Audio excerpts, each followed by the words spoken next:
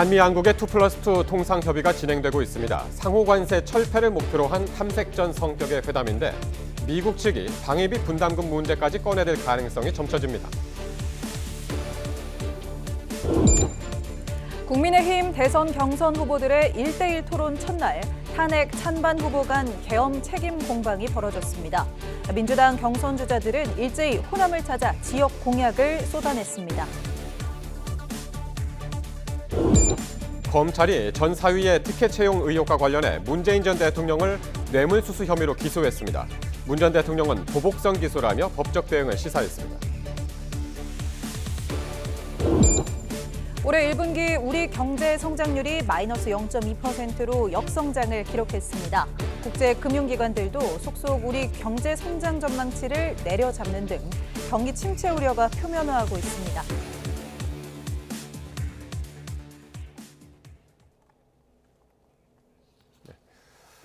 여러분 안녕하십니까? YTN 뉴스나이트 시작합니다. 트럼프 2기 행정부가 부과한 품목별 관세와 상호 관세 문제를 풀기 위한 한미 2+2 통상협의가 현재 미국 워싱턴 DC에서 진행되고 있습니다.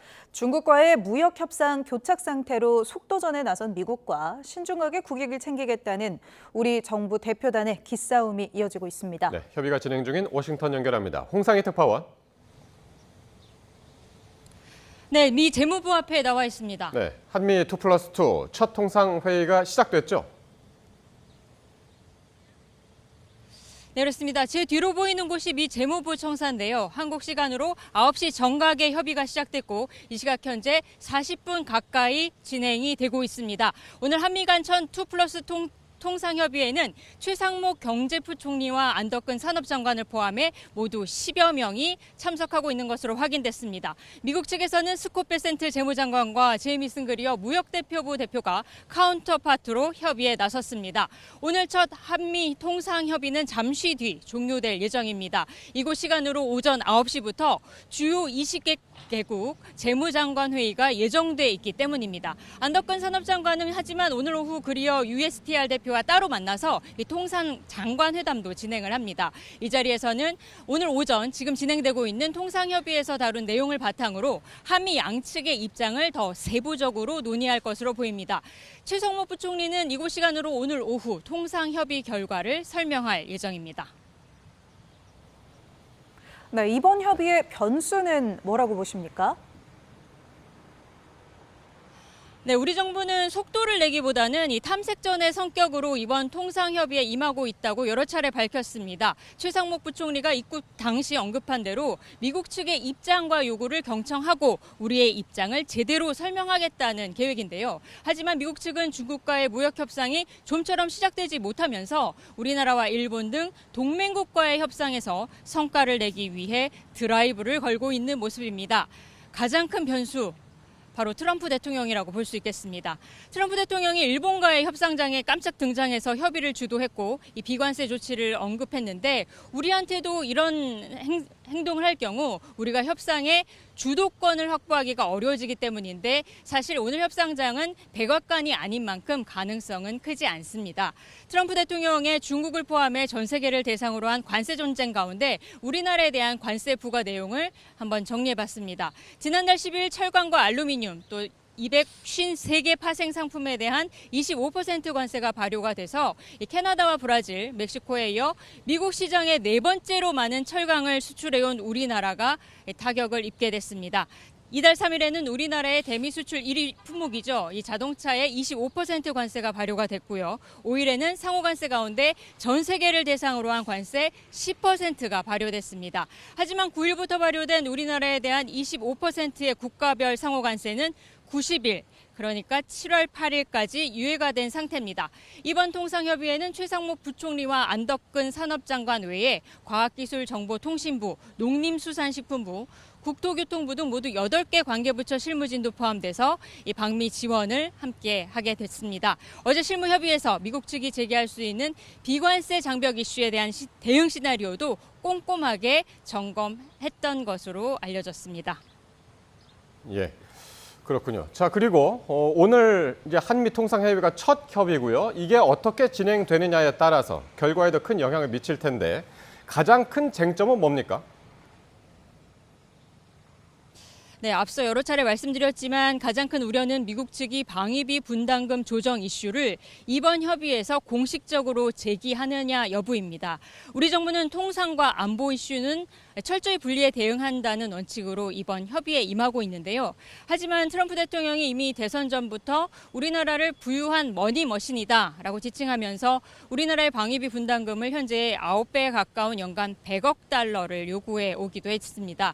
또 지난 8월 한덕수 대통령 권한대행 국무총리와 통화 직후에는 관세와 안보 비용을 패키지로 한 번에 논의하는 원스톱 쇼핑 협상을 언급하기도 했습니다. 오늘 통상협의를 앞두고 미국 측 대표인 스콧 베센트 재무장관은 어제 통상과 방위비가 별개 문제가 아니라고 말하기도 했는데요. 들어보시겠습니다. If the United States continues offering security guarantees and open markets, then our allies must step up with stronger commitments to shared defense. 네, 정부 대표단은 이번 통상협의 목표를 상호관세 철폐와 자동차 관세 인하로 세웠지만 속도전이 아닌 미국 측의 요구를 확인하는 신중한 탐색전으로 이끌어갈 계획입니다. 미국이 관심을 보이는 조선업과 알래스카 액화 천연가스 협력을 중심으로 이 미국과 한국의 윈윈 방안을 찾고요. 미국이 제기할 수 있는 비관세 장벽 문제에 대해 우리 정부의 입장을 밝힐 것으로 보입니다. 이 비관세 장벽이라고 하면 우리 정부가 현재 30개월 이상 미국산 쇠고기의 수입을 제한하는 부분과 고정밀 지도 데이터를 해외 반출을 금지하고 있는 것, 또 플랫폼법 추진안 등에 대해서도 현재 논의가 진행될 가능성이 있습니다. 오늘 협의 결과는 나오는 대로 다시 정확히 전해드리겠습니다. 지금까지 워싱턴에서 전해드렸습니다. 네, 국민의힘 대선 경선 후보 4명의 2차 경선 1대1 토론이 시작됐습니다. 김문수 후보는 탄핵 정국의 가장 큰 책임은 한동훈 후보에 있다고 주장했고, 이에 한 후보는 김 후보를 전과자라며 민주당 후보를 상대할 자격이 있느냐고 맞받았습니다. 김다연 기자가 전해드립니다. 토론 주도권을 쥔 김문수 후보는 한동훈 후보에게 배신자란 시선에 대한 생각을 첫 질문으로 던지며 윤석열 전 대통령과의 관계를 고리로 포문을 열었습니다. 모든 뿌리, 책임과 시작이 우리 한동훈 후보에게 있다고 생각해서 과거 윤 전 대통령이 눈에 넣어도 안 아픈 동생이라고까지 했는데 어떻게 탄핵에 앞장설 수 있느냐며 민주당 이재명 경선 후보의 친형 강제 입원 의혹까지 소환했습니다. 이재명 후보가 자기 형님을 정신병원에 강제 입원을 시키려고 했어요. 우리 한동훈 후보께서 대통령을 탄핵하고 내란이다고 이렇게 단정하고 이런 것이야말로 이재명과 다를 게 뭐 있느냐. 정말 큰 비약을 하시는데요. 한 후보는 김 후보만 질문할 수 있도록 설정된 토론 규칙에 불만을 표하더니 아버지가 하려 해도 막아야 하는 게 계엄이라며 곧바로 역공을 펼쳤습니다. 내친 김에 전광훈 목사와의 관계를 추궁하며 코로나19 방역 수칙 위반으로 유죄가 확정된 김 후보는 이 후보의 사법 리스크 앞에 떳떳하냐고 비판했습니다. 지금 이재명 대표의 확정된 전과 숫자보다 오히려 김 후보님의 숫자가 더 많지 않습니까? 법무부 장관까지 하신 분이 코로나 방역 수칙 위반해가지고 벌금 조금 낸 거 이런 걸 가지고 자신의 가족 이름으로 당원 게시판에 윤 전 대통령 비방글이 올라왔던 논란은 이미 끝난 문제를 계엄 앞에서 꺼낼 일이냐고 반문했습니다. 계엄은 피해 다니면서 게시판 얘기를 한다? 실망스럽다는 말씀드립니다. 이어진 토론에서 안철수 후보도 김 후보에게 탄핵 정국에 대국민 사과를 요구했고 김 후보는 탄핵에 찬성했던 안 후보를 향해 날선 반응을 보였습니다. 국민 앞에서 먼저 진심으로 솔직하게 사과를 해야지. 그래서 탄핵의 강을 넘고 이기는 길로 갈 수 있다고 그렇게 생각하는데 꼭 우리 국민의힘의 안철수 후보께서 대통령을 탄핵해야 되겠느냐. 새 후보는 한덕수 대통령 권한 대행의 출마를 두고는 온도차를 나타냈지만 추후 연대 가능성은 열어뒀습니다. 내일은 한동훈, 홍준표 후보가 3시간 연속 토론을 벌입니다. 서로가 할 말이 많다며 정면 승부를 택한 두 후보인데 당에선 비방전이 벌어질 우려와 함께 정반대의 흥행효과 기대도 흘러나옵니다. YTN 김다현입니다. 국민의힘 2차 경선의 막이 오르자마자 한덕수 단일화론에 반대해온 후보 3명이 일제히 찬성 입장으로 돌아섰습니다. 홍준표 대선 경선 후보는 긴급 기자회견을 열어 국민 통합이 가장 긴급한 현안이라며 탄핵 찬성 반대파는 물론 한덕수 대통령 권한대행과 비명계, 종국에는 이재명 세력까지 함께 가겠다고 말했습니다. 그러면서 윤석열 전 대통령 지지 세력과 함께 할 것이고 개혁신당 이준석 예비후보, 한덕수 대행과도 빅텐트를 위해 동행할 수 있다고 강조했습니다. 국민의힘 한동훈 대선 경선 후보도 자신의 SNS에 글을 올리고 경선에서 압도적으로 승리한 뒤 본선 승리를 위해 모든 사람과 함께 하겠다고 밝혔습니다. 앞서 한 후보는 이른바 한덕수 출마론에 권한대행으로서 역할에 집중해야 한다며 부정적인 입장을 피력해왔는데 2차 경선 시작과 함께 추후 단일화 가능성을 열어놓은 것으로 풀이됩니다. 안철수 대선 경선 후보도 한덕수 대통령 권한대행의 출마에는 반대한다면서도 만약 출마를 한다면 함께 할 뜻이 있다는 입장을 밝혔습니다.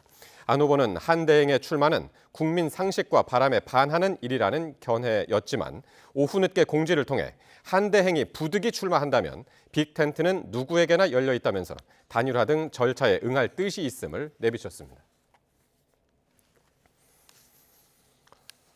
더불어민주당 호남권 순회 경선을 앞두고 대선 경선 후보들이 일제히 호남으로 향했습니다. 호남 지역 맞춤형 공약도 쏟아냈는데 이재명 후보는 신규 원자력 발전소 건설 문제에 선택이 어렵다며 고심을 토로했습니다. 홍민기 기자의 보도입니다. 이번 주말 호남권 순회 경선을 앞두고 민주당 이재명, 김경수, 김동연 3명의 후보가 일제히 호남을 찾았습니다. 경선 지역 가운데 유일하게 1박 2일 일정을 잡은 이재명 후보는 이순신 장군의 말을 인용해 호남은 국가의 보루라고 추켜 세웠습니다. 호남권 메가시티 조성과 2036년 전북 하계올림픽 유치 지원, 호남 고속철도 2단계 조기 완공 등 지역 맞춤형 공약도 발표했습니다. 특히 호남을 재생에너지 산업의 중심지로 만들겠다며 서해안을 시작으로 전국에 에너지 고속도로를 건설하겠다고 강조했습니다. 다만 이 후보는 원자력 발전소는 필요성과 위험성이 공존하는 만큼 신규 원전 건설과 재검토 가운데 어느 한쪽을 선택하긴 어렵다며 곤혹스러운 표정을 감추지 않았습니다. 상황에 따라서 필요한 만큼 안정적으로 이용할 수 있게 만들겠습니다. 김경수 후보는 목포와 순천 등 전남 지역을 돌며 지방정부에 연 5조 원 예산 지원을 약속하는 등 지역 민심에 호소했습니다. 이재명 후보가 압도적 지지를 얻는 건 윤석열 전 대통령 때문이라고 지적하고 한덕수 대통령 권한대행을 향해서도 날을 세웠습니다. 권한대행의 행보가 아니고요. 일종의 대통령 행보처럼 해나가고 있는데 이게 한덕수 대행이 지금은 대통령 노름을 하고 있다. 이런 비판도 있습니다. 5.18 정신 헌법 전문 수록과 전남권 의대 설립 등을 공약한 김동연 후보는 이 후보 독주 구도는 건강한 경선이 아니라며 연일 견제를 이어갔습니다.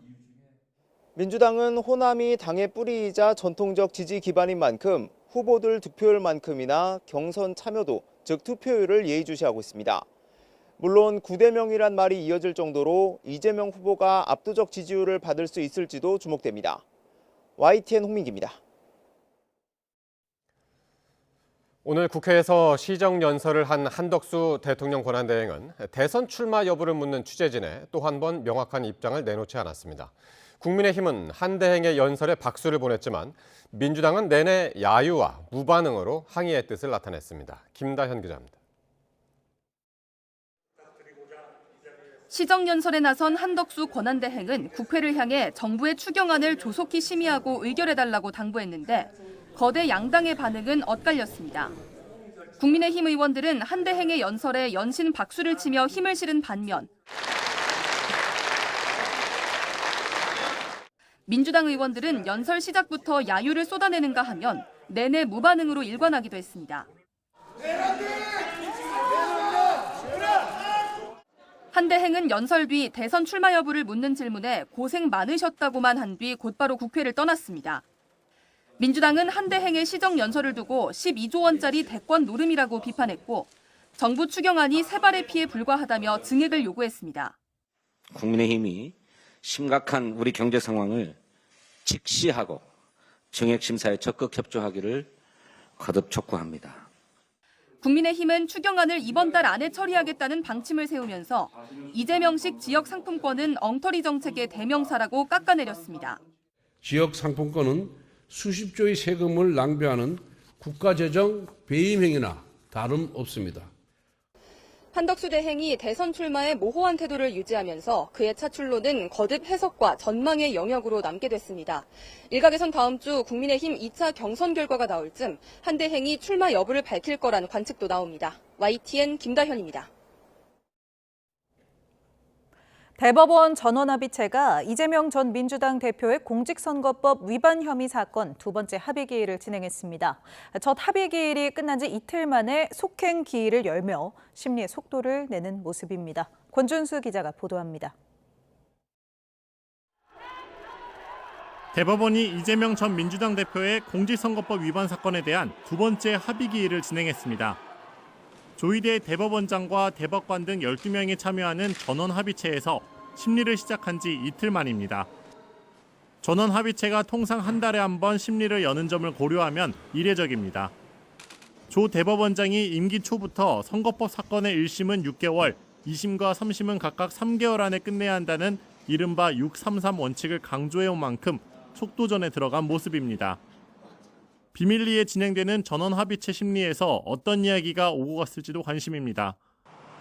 첫 기일에선 여러 재판 연구관이 미리 작성해 놓은 기초 자료를 검토하고 절차적 논의를 마쳤을 거로 예상되는데 이번 기일에선 재판부가 주요 쟁점에 대한 의견을 나눴을 거란 관측이 나옵니다. 이 전 대표는 지난 2021년 방송 인터뷰 등에서 고 김문기 씨를 모른다고 하고 국토부 협박으로 백현동 부지 용도를 변경했다고 거짓 발언한 혐의 등을 받고 있습니다. 1심과 2심이 엇갈린 판단을 내린 이번 사건에서 대법원은 이 전 대표의 해당 발언들을 어떻게 해석하고 평가할지 등을 정리할 전망입니다. 전원합의체 회부로 대법관 12명이 각각 쟁점을 검토해 결론까지 시간이 더 오래 걸릴 거란 관측도 나오지만 심리에 계속 속도가 붙는다면 조기 대선이 치러지는 오는 6월 3일 전에 결론이 나올 가능성도 제기됩니다. YTN 권준수입니다. 더불어민주당 의원들이 이재명 대선 경선 후보의 공직선거법 상고심을 맡은 대법원 전원합의체에 정치적 고려 없이 심리해달라고 주문했습니다. 민주당 의원 모임인 더 여민은 국회에서 토론회를 열고 이 후보의 선거법 상고심의 절차와 법적 쟁점을 논의했습니다. 더 여민 대표인 안규백 의원은 극우 세력이 사법부에 무차별 외압을 가하고 있다며 대법원이 정치적 외풍에 위축되지 않고 사법 정의를 실천할 수 있어야 한다고 요구했습니다. 대법원이 민주당 이재명 대선 경선 후보의 선거법 위반 사건을 전원 합의체에 회부하고 사흘 동안 두 차례 심리를 연 것을 두고 국민의힘은 법을 지키겠다는 의지를 보여주고 있다고 평가했습니다. 권영세 비상대책위원장은 비대위 회의에서 대법원이 재판 속도를 높이는 건 이른바 633 원칙을 지키려는 상식적인 재판 진행이라며 이같이 말했습니다. 이어 그런데도 민주당 법사위 소속 의원들은 기자회견까지 열어 대법원을 압박하는 등 비상식적 대응을 하고 있다며 법원 판결을 두려워하는 대통령 후보는 누가 봐도 정상이 아니라고 주장했습니다. 문재인 전 대통령 전 사위의 타이 이스타제 특혜 채용 의혹과 관련해 검찰이 문 전 대통령을 뇌물수수 혐의로 불구속 기소했습니다. 이상직 전 의원도 같이 기소했는데 딸 다혜 씨와 전 사위는 불기소 처분했습니다. 오점곤 기자의 보도입니다. 검찰이 문재인 전 대통령에게 적용한 혐의는 특정범죄 가중처벌 등에 관한 법률 위반, 즉 뇌물수수입니다. 정확하게는 공범이라는 건데 공소장을 보면 문 전 대통령은 이상직 전 의원이 실소유한 이스타항공의 해외 법인격인 타이 이스타젯에 항공업체 경력이 없는 사위 서모 씨를 임원으로 채용하도록 했다는 내용이 담겼습니다.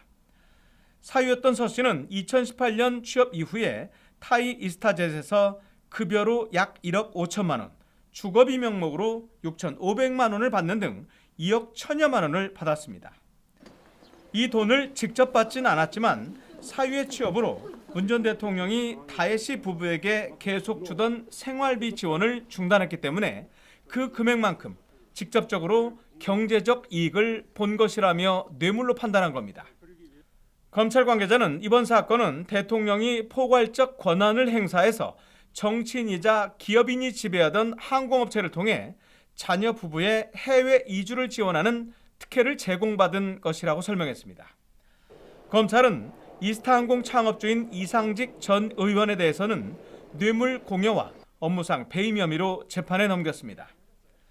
다만 문 전 대통령의 딸인 다혜 씨와 사위였던 서 씨에 대해서는 기소유예 처분했습니다. 검찰은 또 이번 수사 과정에서 청와대 민정비서관실과 대통령 경호처 등이 다혜 씨 부부의 해외 이주에 깊숙이 개입한 사실도 확인했다고 밝혔습니다. 앞서 지난달 문 전 대통령에 대한 소환 통보 사실을 공개했던 검찰은 이후 서면 질의서를 보냈지만 답변서는 제출되지 않았다고 밝혔습니다. 그런데 검찰이 기소하면서 범죄가 이루어진 장소, 즉 범죄주를 중심으로 공소장을 이곳 전주가 아닌 서울중앙지법에 제출했습니다. 따라서 앞으로 모든 재판 절차는 서울에서 진행될 예정입니다.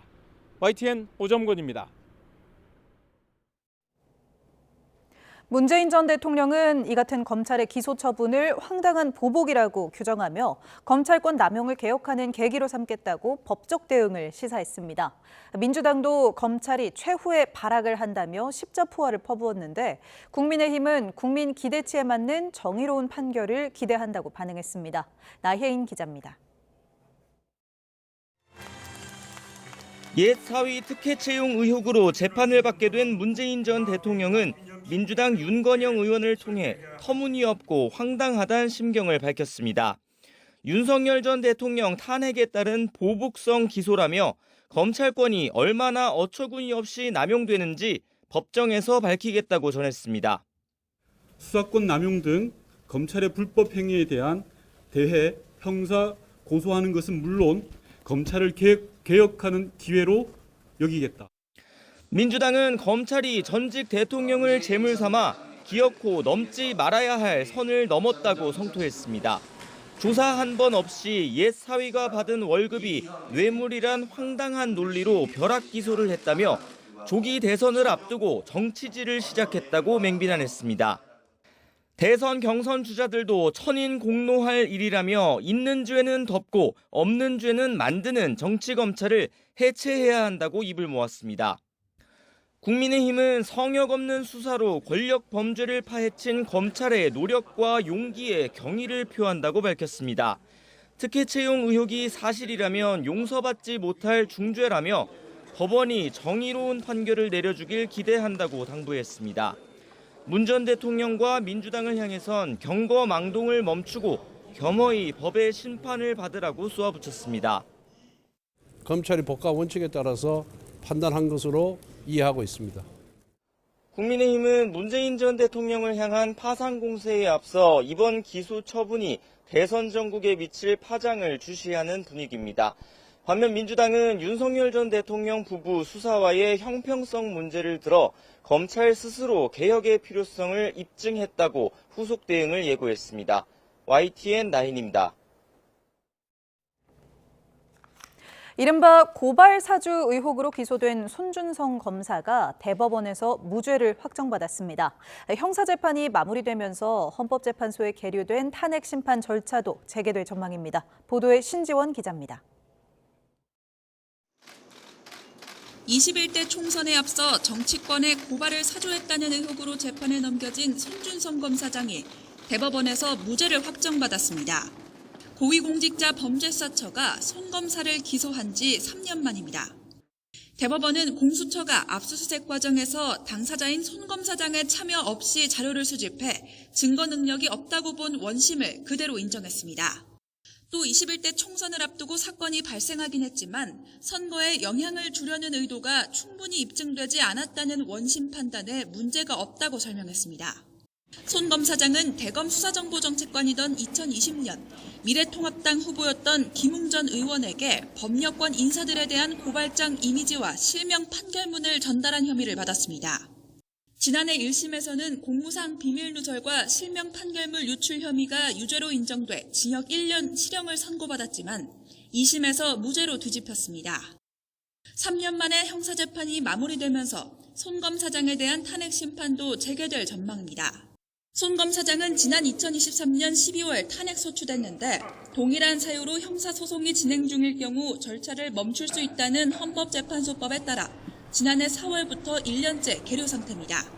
헌법재판소는 현재의 7인 체제로도 사건 심리나 결정을 할 수 있는 만큼 조만간 변론 기일을 지정해 손 검사장 측에 통보할 예정입니다. YTN 신지원입니다.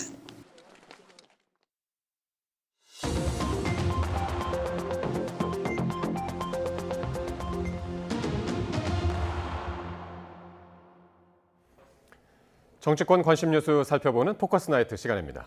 오늘은 김진욱 전 민주당 대변인, 장성호 전 건국대 행정대학원장과 함께하겠습니다. 두 분 어서 오십시오. 네, 안녕하세요. 안녕하십니까. 자, 오늘 국민의힘 4강 주자들의 1대1 맞수 토론이 진행이 됐습니다. 후보들은 비상계엄과 탄핵 책임론 등을 놓고 날선 공방을 벌였는데요. 직접 보고 오겠습니다. 그 아름다웠고 정말 눈에 넣어도 아프지 않을 이 관계가 이렇게까지 도저히 회복되기 어려울 정도로 이렇게 됐는데, 여기에 대해서 정말 국민들께서 지금만이 아니라 아주 오랫동안 많은 의문을 가지고 계속 문제 제기를 할 것이라고 이래 봐서 매우 안타깝게 생각합니다. 선배님, 말씀 맞는데요. 제가 제일 아프지 않겠습니까? 그동안에 그 오랫동안 서로 간에 인간적인 연을 이어오고 했는데 공적인 선택을 우선할 것인지 아니면 그런 개인적인 인연을 우선할 것인지를 고민하는데 왜 고민이 없었겠습니까? 보수의 진짜 책임은 국민 앞에서 반성하는 것부터 저는 시작한다고 생각합니다. 그래서 정말 그 이재명 민주정당에게 대한민국을 헌납할 수는 없지 않습니까? 저는 그런 점에서 국민께 사과하시는 우리 안철수 후보 같은 경우는 사과를 하시고, 꼭 우리 국민의힘의 안철수 후보께서 대통령을 탄핵해야 되겠느냐, 그런 점에서는 제가 탄핵한 적이 없습니다. 탄핵에 아마 같이 가표를 찍으신 것으로 그렇게 알고 있고, 탄핵 소추안이었습니다. 네, 오늘 1대1 맞수 토론은 김문수 후보가 한동훈 후보를 상대로, 또 안철수 후보가 김문수 후보를 상대로 각각 주도권 토론을 하는 그런 날이었는데, 네. 자, 먼저 김문수 한동훈 맞수 토론은 윤 전 대통령에 대한 탄핵, 그리고 전광훈 목사와의 관계, 이걸 놓고 이제 열띤 설전이 벌어졌습니다. 네. 다 보셨죠, 오늘 토론? 네, 다 봤습니다. 예, 어떻게 보셨나요? 저는 국민의힘 소속이기 때문에 열심히 시청을 했는데, 네.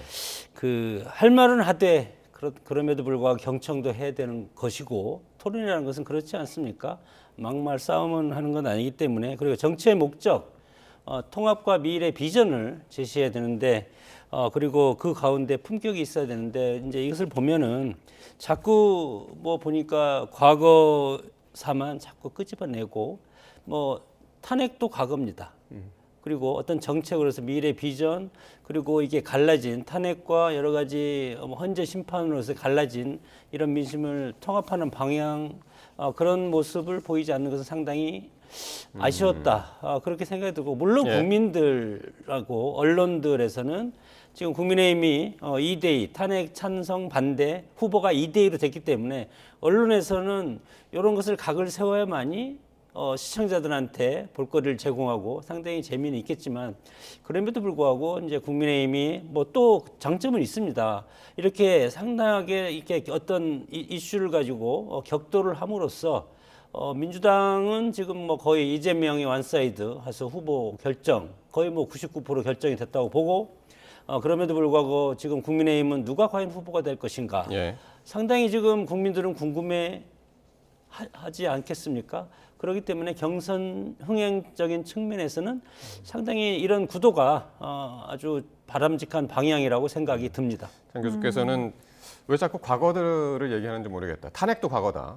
그렇게 말씀하셨는데 어떻게 들으셨나요? 글쎄요, 뭐 탄핵이 과거는 아닌 것 같습니다. 여전히 지금 현재까지 지난 12.3 비상계엄 내란 사태 그리고 윤석열 전 대통령의 파면에 이어지는 이번 조기 대선 국면까지 현재 진행형이다 이렇게 볼 수밖에 없는 것이고요. 오늘 그 토론회를 보니까 이번 대선의 핵심 의제가 탄핵의 강을 어떻게 건널 것인가 하는 것인데 이 부분에 있어서 두 분의 또 세 분의 방법론이 확연하게 구분이 되더라라는 것을 오늘 볼 수가 있었습니다. 한동훈 대표에게 김문수 후보께서는 윤석열 전 대통령의 탄핵에 대한 책임론을 강하게 제기하시고 그리고 윤석열 대통령에게 사과할 의향이 없느냐 이렇게 물어봤거든요. 그런데 이 부분에 대해서 한동훈 후보 같은 경우에는 전혀 동의하기 어렵다라는 얘기를 하는 것이고 또 김문수 후보에게 이런 주장을 하니까 민주주의자가 맞느냐, 우리 아버지가 계엄을 했더라도 나는 말렸을 것이다 이렇게 얘기를 하면서 더 나아가서 전광훈 목사와의 김문수 후보와 두 분의 관계는 무엇이냐 이런 것까지 물었습니다. 그리고 전광훈 목사에 대해서 김문수 후보가 올 2월 달에 자유민주주의 수호를 위한 목사라고 이렇게 칭찬을 한 부분에 대해서 강하게 그 질타를 하는 그런 모습들을 봤는데 여전히 그 토론회가 결국은 윤석열 전 대통령에 대한 탄핵에 찬성하느냐 또는 반대하느냐 이 부분을 놓고 치열한 공방을 벌일 수밖에 없었던 그런 모습이었다 이렇게 보고 있습니다. 네, 안철수 후보도 사실 비상계엄 이후에 후보들의 대국민 사과를 계속해서 좀 주장을 해왔는데 오늘 김문수 후보랑 토론할 때도 사과해야 된다고 이제 강조를 했는데 김문수 후보가 끝까지 사과는 안 했거든요. 글쎄 사과를 하는 의미가 물론 총체적으로 이번 사태에 대해서 국민들한테 심려를 끼쳐드렸다. 그런 부분에서 뭐 여러 가지 각도에서 당 대표라든가 비대위원장, 원내대표 사과를 하지 않았습니까?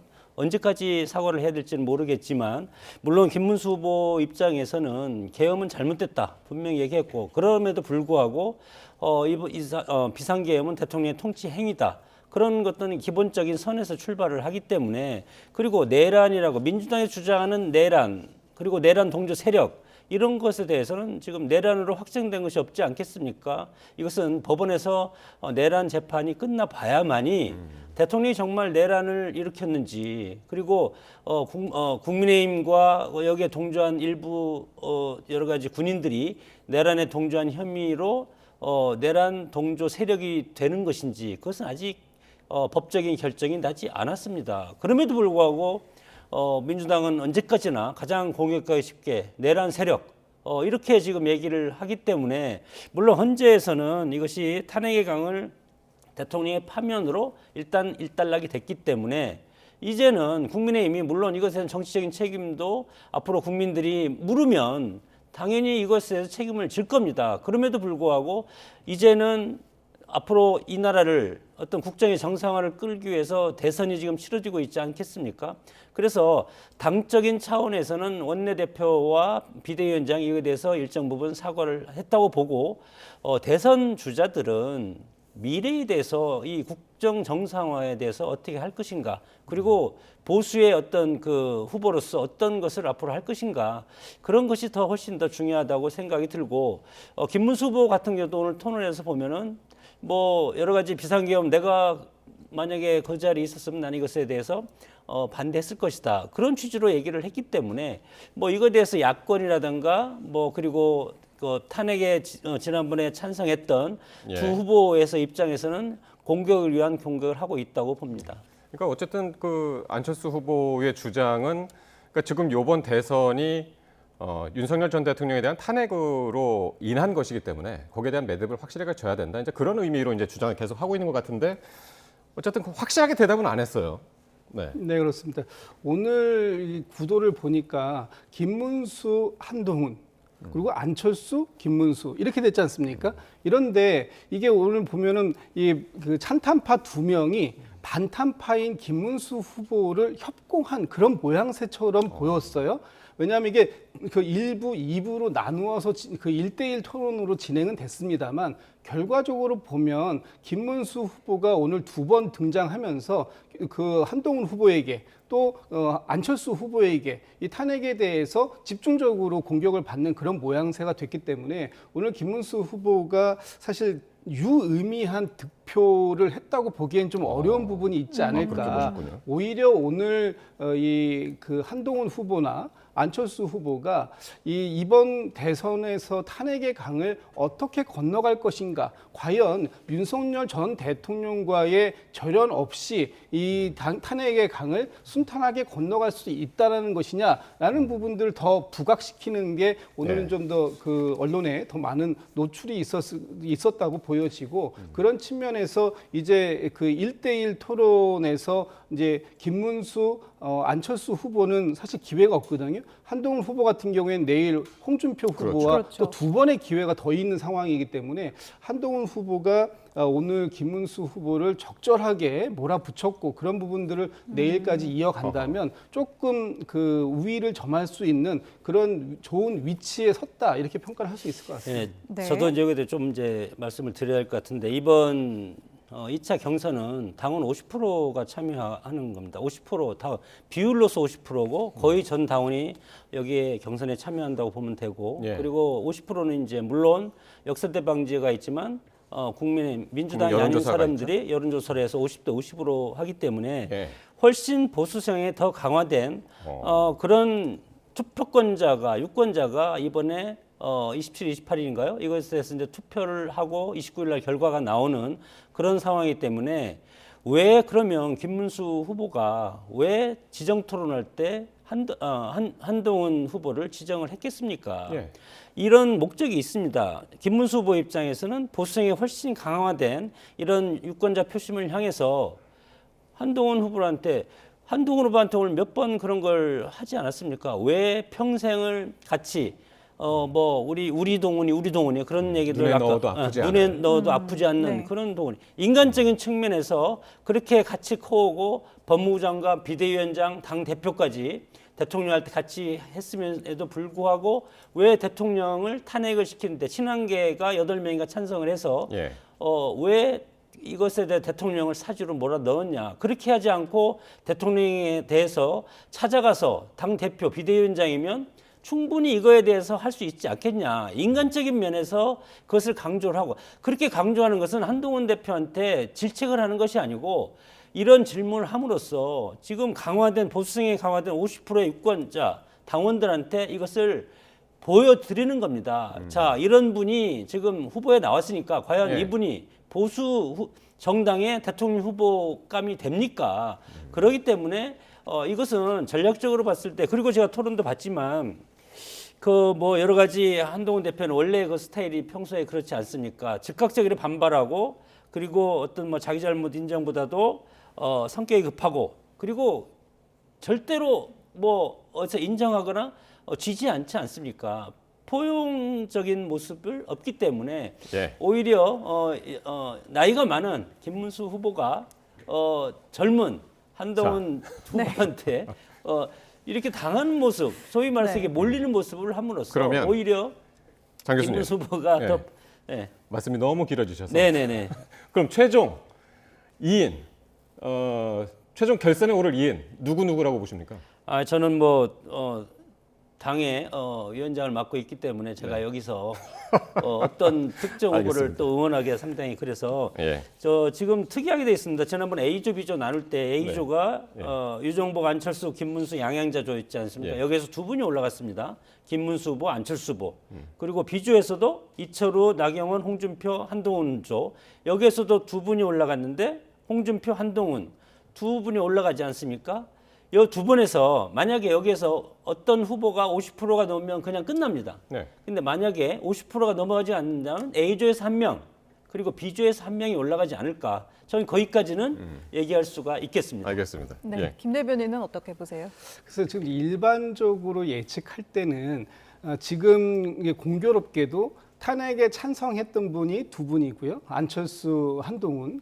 그리고 탄핵에 반대했던 분이 두 분입니다. 김문수, 홍준표. 그래서 이 탄핵 찬탄파 1명, 반탄파 1명이 올라가지 않겠느냐 이렇게 예측하시는 분들도 있는데 또 일부에서는 지금 이게 이제 아까 이번에 당심 50%, 민심 50% 거의 그렇지만 민심 50%도 국민의힘의 지지층 또는 그 무당층을 대상으로 하는 것이기 때문에 당심과 뭐 크게 동떨어지지 않을 것이다. 그렇기 때문에 오히려 반탄파 2명이 올라갈 수 있는 거 아니냐라는 쪽의 가능성을 제시하는 분들도 계시더라고요. 저는 근데 그 지금의 상황에 봤을 때는 찬탄파 반탄파 쪽에서 대표 선수 1인씩이 올라가시지 않을까라는 생각이 드는데 그렇게 전망하는 이유가 뭐냐면 이 당심 50%, 민심 50%를 공략하는 포인트가 완전히 다르다라는 거예요.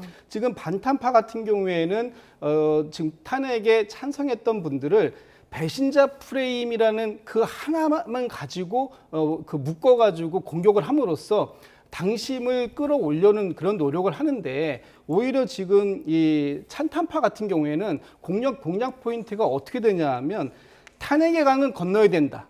그래서 윤석열 전 대통령과는 일정하게 절연하고 탄핵의 이 12.3 비상계엄에 대해서 확실한 반성과 사과를 하자. 그리고 나머지 하나가 한덕수 권한대행까지 함께하는 그런 단일화의 그림을 수용함으로써 이것으로 당심 민심을 좀 잡으려고 하는 전략 이게 있는 것으로 보입니다. 알겠습니다. 네, 이렇게 오늘 앞서 있었던 토론 이야기 좀 해봤고요. 대선 출마설이 계속해서 잦아들지 않는 한덕수 권한대행은 오늘 국회에서 추경안 시정연설을 했죠. 국민의힘은 박수를 보내고 민주당은 항의를 하면서 우원식 국회의장의 질타까지 있었습니다. 관련 영상 보고 오시죠.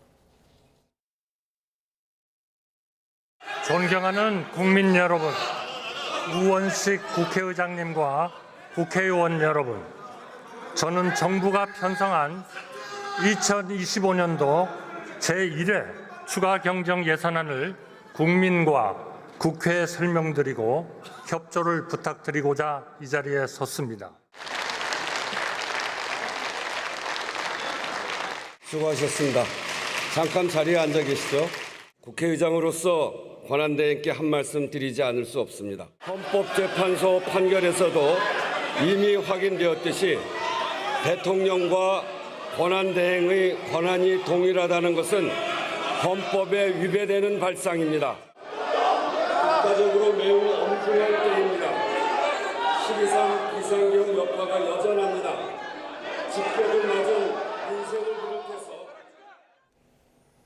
네, 이렇게 보고 왔는데요. 이렇게 사실 대통령 권한대행이 국회에서 시정연설을 한 게 1979년 이후에 처음이라고 합니다. 그때 이제 최규하 대통령 권한대행 이후 46년 만인데 한대행 국회 도착부터 또 돌아갈 때까지도 계속 좀 소란스러웠거든요. 오늘 오전에 있었던 일인데 어떻게 보셨습니까? 소란스러운 이유가 있지 않겠습니까? 지금 대선에 나온다고 보수 정당 후보가 시너지 효과를 얻어서 나오면 결국은 당 후보하고 외부에서 무소속 한덕수 권한대행하고 마지막에 원샷 경선을 하면 그 시너지가 또 있지 않겠습니까? 그것이 민주당으로서는 상당히 신경 쓰이는 겁니다. 그렇기 때문에 지금 한덕수 당장 사퇴해라, 즉시 사퇴해라, 그리고 탄핵한다, 그렇게 겁박하고 있고 그럼에도 불구하고 지금 탄핵을 못하고 있지 않습니까? 속 시원하게 해달라, 그렇게 얘기해도 지금은 못합니다. 민심이 두려운 겁니다. 그렇기 때문에 지금까지 30분의 탄핵이 지금 역풍이 지금 국민들이 심판을 할까 말까 지금 망설이고 있을 텐데 이것이 이제 대선에서 표심으로 나올 것 같고 지금 오늘 뭐 여기에서 우원식 국회의장이 한덕수 권한대행이지만 대통령이지 않습니까?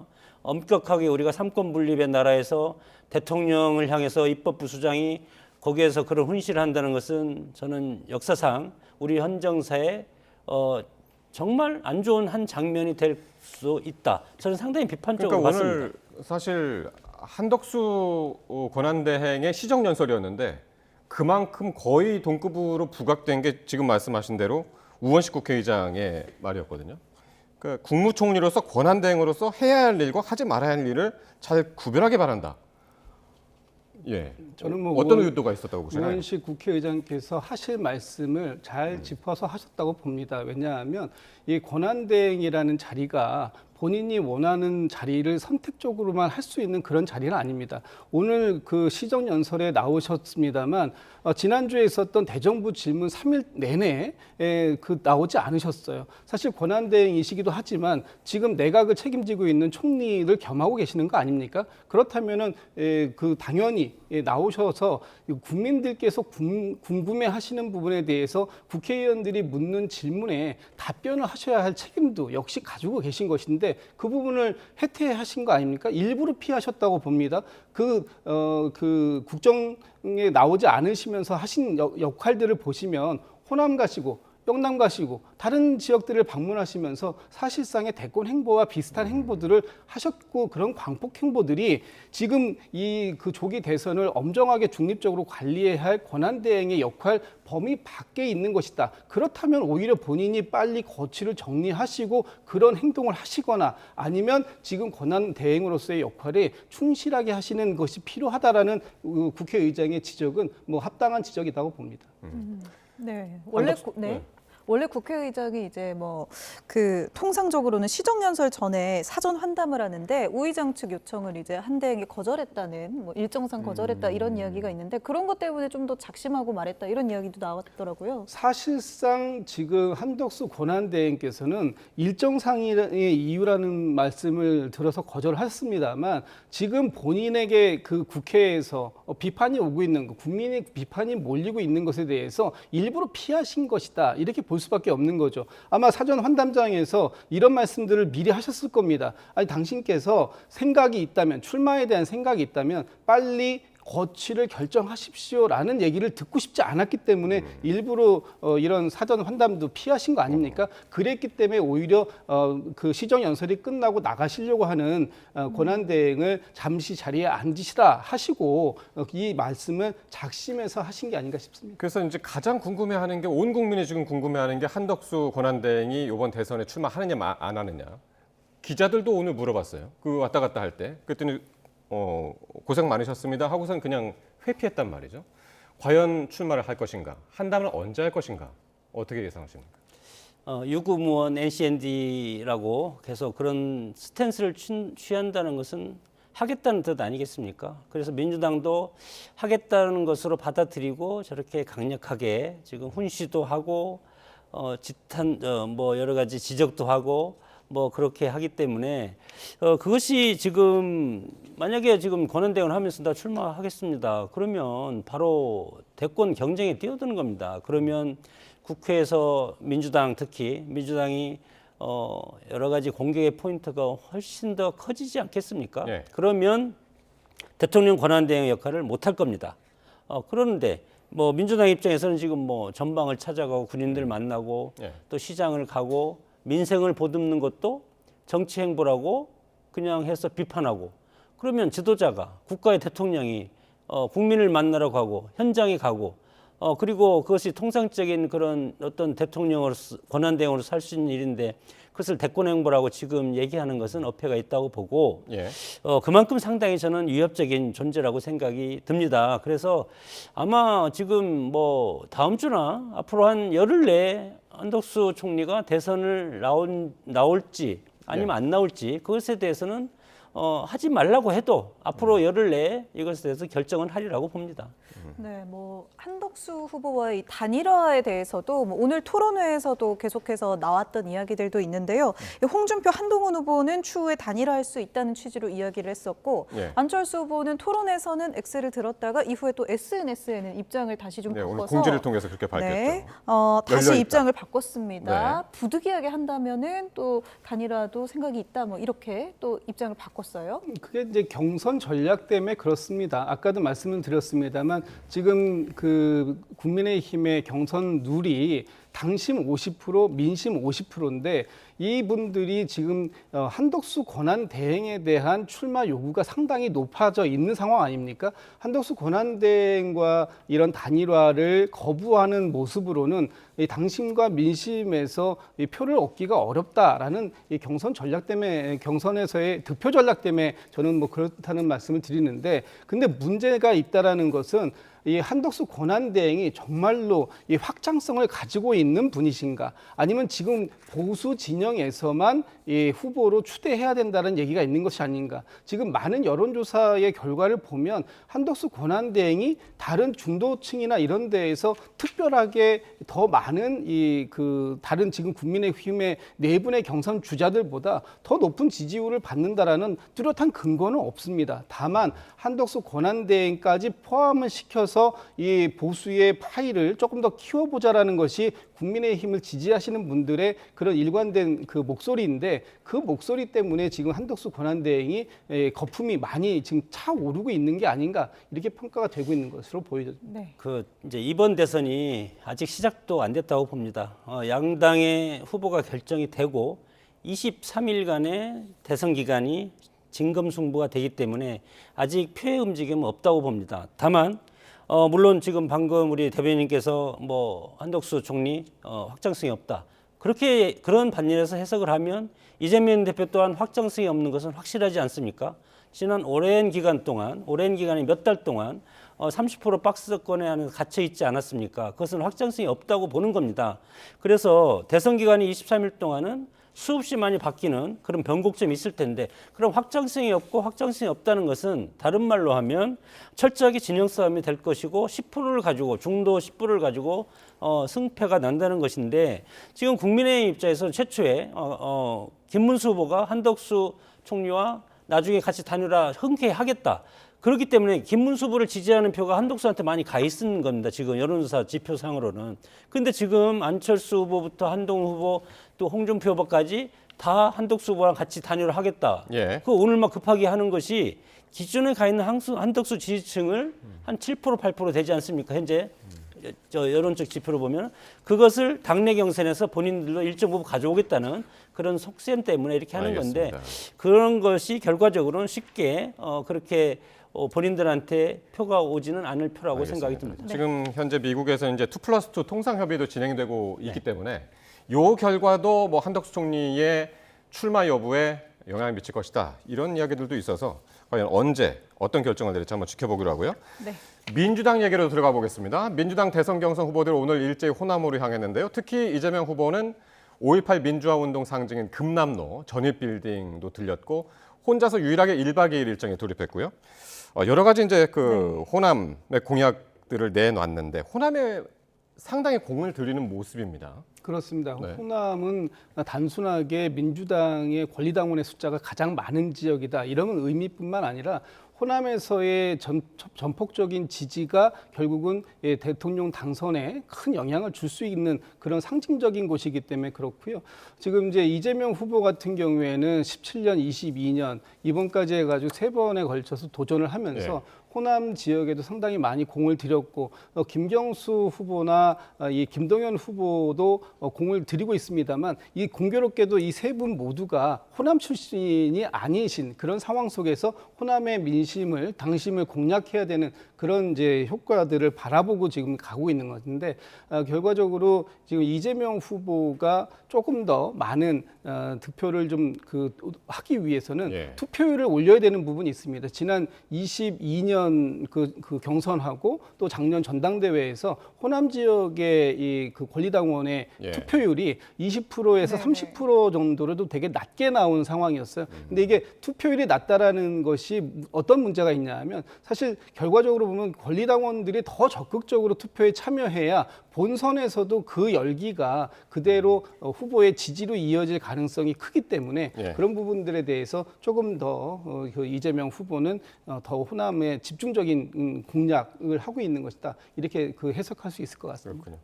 오늘 MBS 여론조사를 한번 보면서 네. 말씀을 계속 이어가도록 하겠는데요. 네. 오늘 여러 가지 지표들이 나왔죠. 특히 오늘 의미 있게 보아지는 것들. 네. 일단 첫 장부터 한번 보여주시죠. 쭉 한번 보겠습니다. 그럼 먼저 국민의힘 지지자와 무당층을 대상으로 한 경선 후보 적합도 조사 결과입니다. 네. 홍준표 후보가 23%로 가장 높았고요. 1%포인트 차로 한동훈 후보가 뒤를 이었고요. 이어서 김문수 후보 19%, 안철수 후보 6% 순이었습니다. 네. 후보별 가상 양자 대결인데요. 네. 이재명 후보가 모든 상대를 대상으로 해서 45에서 49% 정도 분포가 네. 돼 있고요. 이 양자 대결에 한덕수 권한대행이 지금 포함이 돼 있습니다. 예, 그리고 김문수, 홍준표, 김문수, 한동훈, 안철수 그 순서대로 지금 득표가 많이 나와 있고요. 가상 양자 대결이었고요. 네. 다음으로는 개혁신당 이준석 후보까지 포함된 가상 3자 대결인데요. 여기에서도 이재명 후보가 모든 상황에서 45% 이상의 지지율을 보였고요. 여기에서도 맞상대로 가장 높은 지지율을 기록한 게 한덕수 권한대행입니다. 29%. 네, 홍준표 후보가 3자 대결에서 27%를 기록하면서 바짝 따라 붙었고요. 이준석 후보는 보면 전반적으로 7%, 6%대 지지율을 기록하고 있는 모습입니다. 두 분 오늘 이 NBS 여론조사 결과 어느 부분에 주목하셨는지 한 말씀씩 듣겠습니다.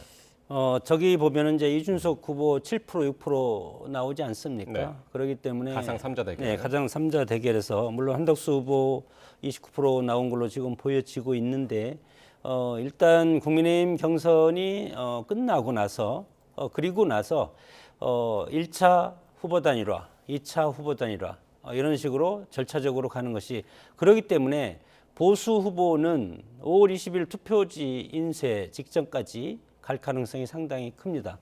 다만 이준석 후보랑 과연 어떻게 할 것인가 그것은 지금 국민의힘 후보가 누가 되냐에 따라 상당히 차이가 있을 가능성도 크고 또한 이준석 후보에 대해서 국민의 입장에 상당히 비토적인 측면도 상당히 많기 때문에 지금 현재 경선 국면에서 이준석 후보를 내가 받겠다 하면은 보수 아주 적극적인 보수 당원들 중에서 상당히 비판적으로 이탈할 가능성이 상당히 크기 때문에 지금으로서는 그 부분에 대해서는 얘기할 수가 없습니다. 그래서 전당대회가 끝나고 당의 후보가 결정된 다음에 그리고 한덕수 권한대행과의 어떤 관계가 될 것인지 그것이 결정되고 그다음에 나머지는 투표지 인쇄 직전까지 해서 보수의 단일화가 이루어져야만이 이재명 민주당이 이제 이재명 후보가 된다면 이재명 후보와 1대1 구도가 그때야 비로소 되고 그렇게 되면은 불과 며칠 만에 승부가 나라고 봅니다. 어쨌든 빅텐트 단일화 있어야 된다 강조하셨고요. 네, 짧게 두 가지만 짚어드릴게요. 일단 이재명 후보가 박스권이다라고 아까 말씀을 주셨는데 그동안 30%대에 있었던 이재명 후보의 지지율이 오늘 처음으로 40%대를 올라섰습니다. 그렇기 때문에 이제 그 박스권이라는 말씀을 하셨다면 그 박스권은 뚫렸다 이렇게 말씀을 좀 드려야 될 것 같고요. 또 한 가지는 이재명 후보하고 그 어떤 후보를 양자로 붙이던 3자로 붙이던 넉넉하게 이재명 후보가 앞선다라는 거 하나하고 여기에서 눈여겨볼 대목은 한덕수 권한대행이나 김문수, 홍준표 이 후보들이 별반 큰 차이가 나지 않는다라는 겁니다. 불과 1, 2%포인트 차이로 앞서거니 두서거니 하고 있는데 이 정도는 사실 변별력이 없는데 그 과정들 속에서 한덕수 후보가 정말로 이 확장성을 가지고 있는 후보인지 이 부분에 대해서는 아마 이 보수층에서도 다시 한번 고민이 좀 시작될 지점이 있지 않나 싶습니다. 네, 이렇게 조금씩 또 지표가 달라진 여론조사 결과까지 두 분과 짚어봤습니다. 김진욱 전 민주당 대변인 그리고 장성호 전 건국대 행정대학원장 두 분 함께했습니다. 고맙습니다.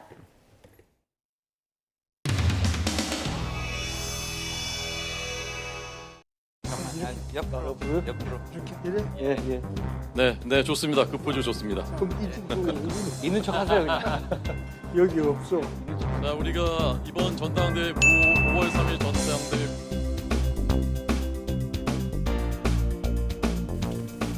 모두 자리에서 일어서셔서 국기에 대해서 경례를 하겠습니다. 지금 부모님께서 인사땀과 눈물로 우리 선조들의 노력으로 지켜온 앞으로 크게 외쳐주시면 되겠습니다.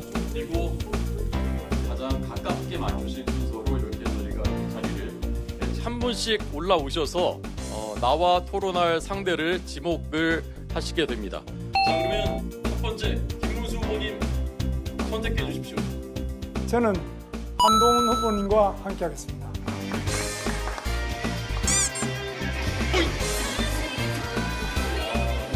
한동훈 후보의 제일 큰 장점, 강점, 매력 그런 건 뭐 어떤 걸까요? 우리 한동훈 후보 나왔을 때 저와 제 아내 모두 박수를 치고 환영하고 지지했습니다.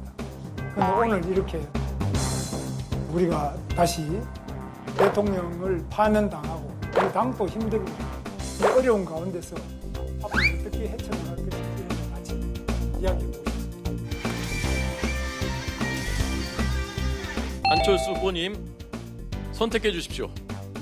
저는 김문수 후보님 지목하겠습니다. 네, 김 후보님, 안 후보님 어떤 이유로 선택하셨습니까?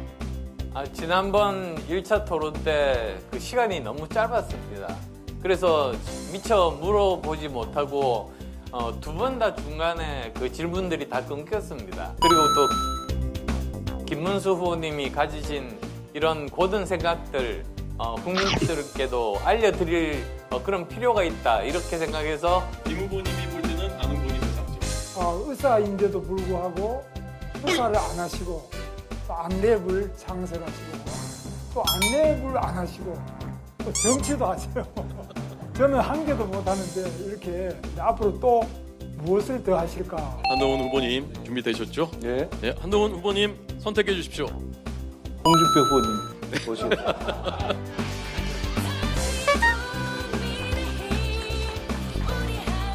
홍 후보님 지목당하셔서 기분이 좋으십니까? 아니면 어떠십니까? 나는 내 지목을 못 받은 줄 알았어요.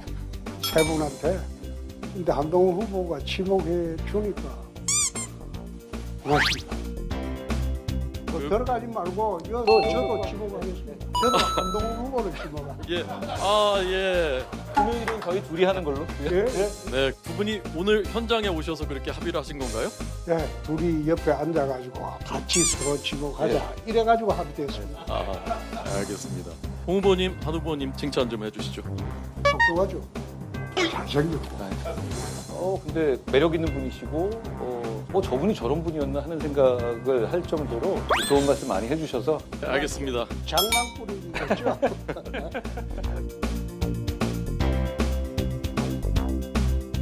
응? 어떤 분이 우리 후보님을 지명하셨으면 좋겠다고 생각하셨습니까? 나 안철수 후보가 내 지명해 줬으면 참 좋겠다 생각했는데 하나 돼요. 그 이유는 어떻게? 만만하니까. 홍준표 시장님이 방금 떠나시기 전에 안철수 후보님이 제일 만만하다라는 취지의 말씀하셨는데 예, 사실 제가 할 말을 먼저 하셔가지고 제가 기회를 놓쳤습니다.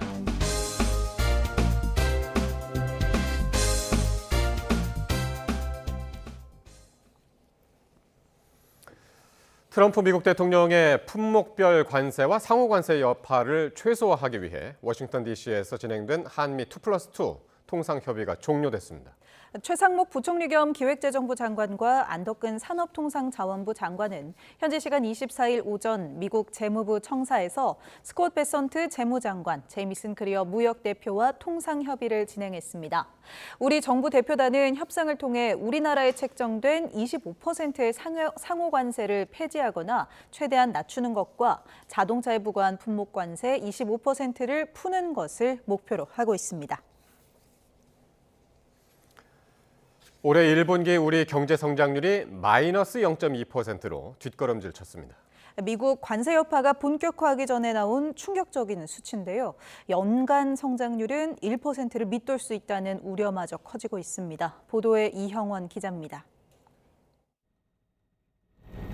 1분기 우리 경제는 역성장했습니다. 지난 17일 한국은행이 큰 폭의 하향 조정을 예고했지만 성장률 마이너스 0.2%는 충격으로 다가왔습니다. 한은이 2월에 내놓은 전망치보다 무려 0.4%포인트나 낮아진 데다 미국발 관세 충격이 본격화하기 전에 나온 성적표이기 때문입니다. 이번 역성장으로 4분기 연속 0.1% 이하라는 전례 없는 기록까지 세웠습니다. 대내의 불확실성 증대로 경제 심리 회복이 지연된 가운데 건설 경기가 예상보다 부진한 데다 잇따라 발생한 예상치 못한 사건의 부정적 영향까지 가세하면서 내수와 수출 모두 감소로 전환된 데 기인합니다. 구체적으로 민간 소비가 0.1% 줄었고 건설 투자는 3.2%, 설비 투자도 2.1%나 급감했습니다. 이렇게 부진의 골이 깊어진 내수가 성장률을 0.6%포인트나 끌어내렸습니다. 수출도 1.1% 줄었지만 수입이 더 많이 줄면서 순수출 기여도는 0.3%포인트로 지난 분기와 같았습니다. 한은은 국내 정치 불확실성이 해소됐고 기준금리 인하 효과와 조기 대선에 따른 선거 예산 집행 등으로 2분기 내수가 나아질 것으로 내다봤습니다. 다만 1분기 수출 부진을 글로벌 경기 악화 영향으로 꼽은 만큼 관세 인상 여파가 반영되면 마이너스 폭이 깊어질 수도 있습니다. 이에 연간 성장률이 1%에도 못 미칠 것이라는 우려마저 나옵니다.